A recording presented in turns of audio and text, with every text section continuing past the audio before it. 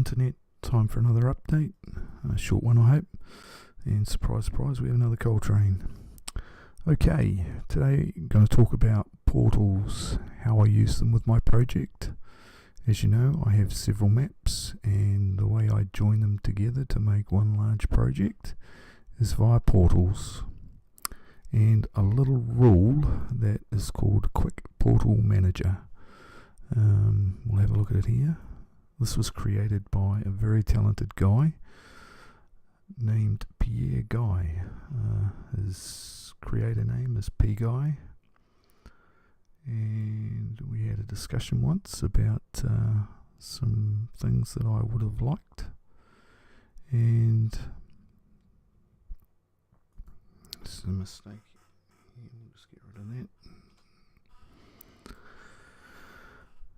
Okay, so we'll just run through his rule here. Obviously he's got days in it. Activate the rule, allow duplicate drivers, enable data to go through the portal for all vehicles. This was a bug that we solved with this, it's not needed anymore.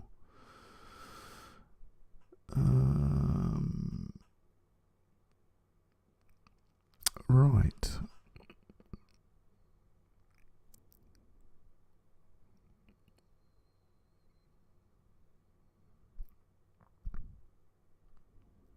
Okay, we can here we can select the portal that we want to use. We have it set here at Maxwell entry, but we're at Maxwell on the Colorado map, so we're actually going to send a train out. So we want the Maxwell exit portal here. These are the rest of the portals that are on this Colorado map. Now, there's been this rule has been around for a while, and there's always been a bit of confusion about how to use these input-output links. Pierre's done a good tutorial that's on his website, but I'll just run through how I do it here. So what happens is this train's going to exit via the portal, and all the data from this train, that's the odometer, any other variables, like I carry a whole lot of variables on with these trains via the scripts, and the actual wagons have a small script and a variable with them too, so this is all transferred out.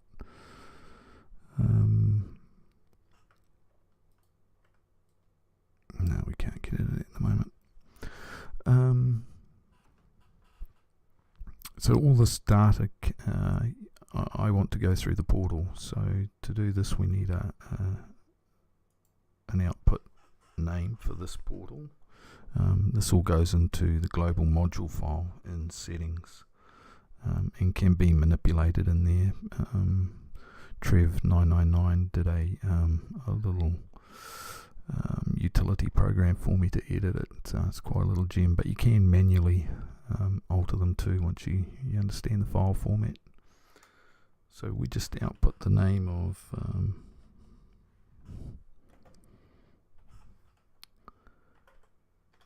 that we want this train to go into. We'll just call it Salt Lake. We'll call it Salt Lake Inn. Here we go. We're going to transfer any driver commands left over through if you want, the odometer and train variables as I just mentioned, and you can transfer it on the fly, or what I usually do, because I'll uncheck that, is when you save the game, the data is saved to the global module file then. So there we go. We'll just, it's all set up, and we'll save the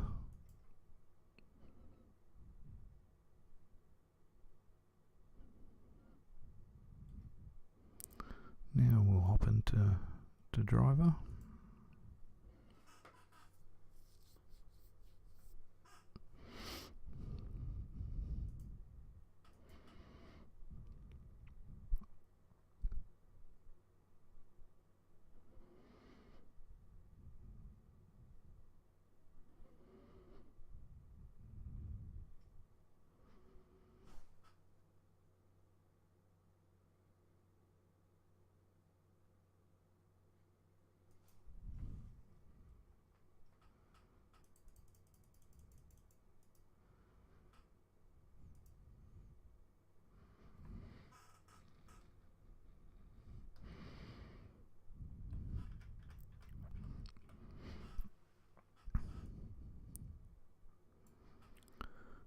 Okay, we're in driver now, and we've started the train up, and it's just a simple command of driving via industry portal Maxwell exit.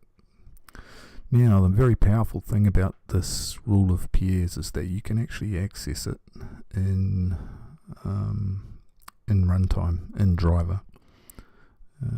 We look at portal manager, and here we are, same thing, and we can change all the things while in driver. It doesn't have to be done in server. So as the game's playing, you can change any of the parameters you want.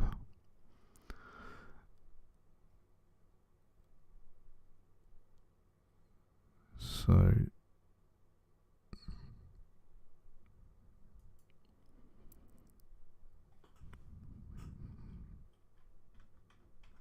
we'll just do a little bit of time lapse here.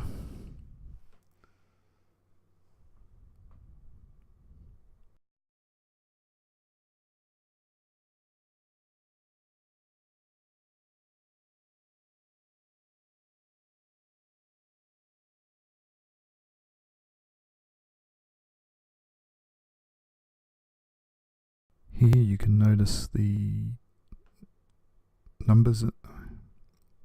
Here you can notice the numbers of the train variables that I'm carrying, or that this train is carrying.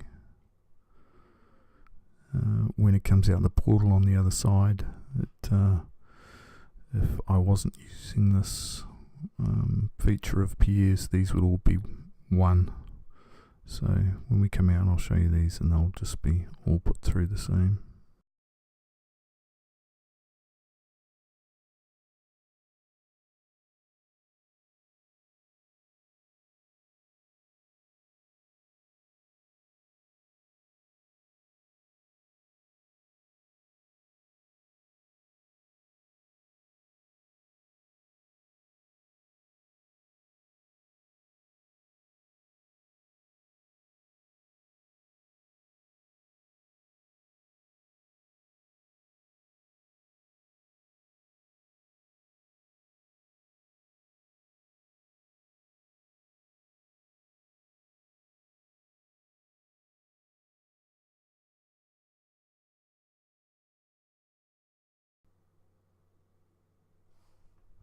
Okay, here we are now on the Salt Lake City map at Spring Glen, which is just east of Helper. Presume you've all heard of Soldier Summit. That's east, Helper's east of Soldier Summit. Spring Glen is east of Helper. So we'll go down here to the entry portal, and have a look at our train. It hasn't arrived yet, but we can look in-game, portal manager. So we'll select the portal, Spring Glen entry. There we go, and we have to put an input link. So that Salt Lake file that we had, there we are, Salt Lake in. We'll put that there. It's telling us it contains 1. There we are. There's our train that we sent out from the Colorado map, is here ready to come in. If I had gone through and used Pierre's train name and his mission codes, etc., there is a session vars editor that allows you to use those. When we're actually running in a game, I will be using those. But anyway, we can turn around and we can wait for the time, 10:07, for this train to arrive. It's now 10:04. That's the time it left the Colorado map. However, if we push this green button, it makes it appear right away. So we'll do that now instead of waiting.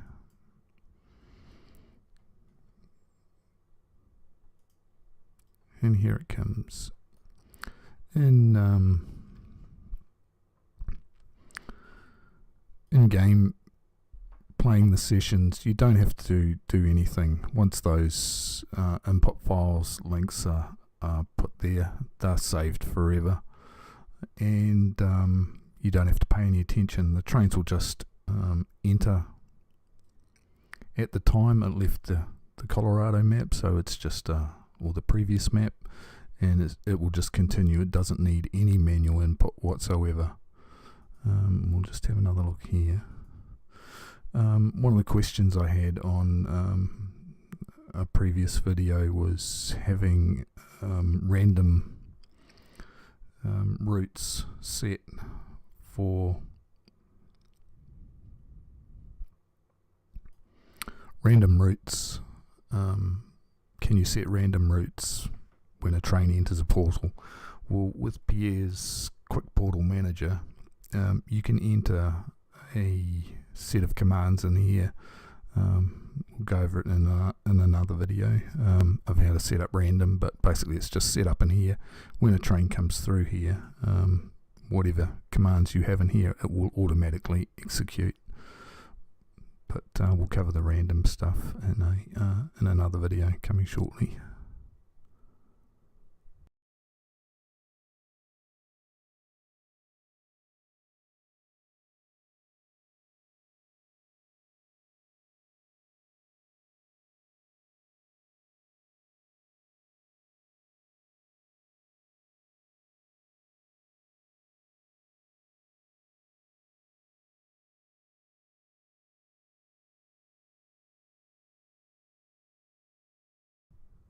Okay, there we go. Time lapse over. Train has now arrived on the new map. I would normally have a set of commands for it to have so it can carry on its journey without any interference or manual interference from me. So we'll just pop down and here we go. And we'll just have a look at those train variables I'll show you.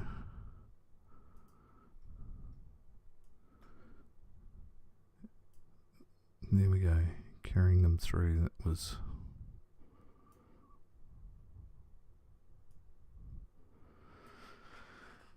also the odometers come through. It will put through the odometer for each locomotive. So like for the never-ending game that I play, you might have picked up different locos in, say, Denver or something like that with different odometer readings. It will maintain those. It doesn't just automatically set to the front loco. Also, as you saw in the tracking in the previous video about car tracking, the cars also have the mileage, or while not having an odometer, they do record the mileage. However, that mileage as such will not go through the portal. So what happens is there's a little command I use that puts the odometer onto a train var, and then that train var goes through, and as it comes out, there's another little command that puts it back into the odometer. Thanks Trev999 for that. So that's about it. Thank you for looking at my stuff. Cheers.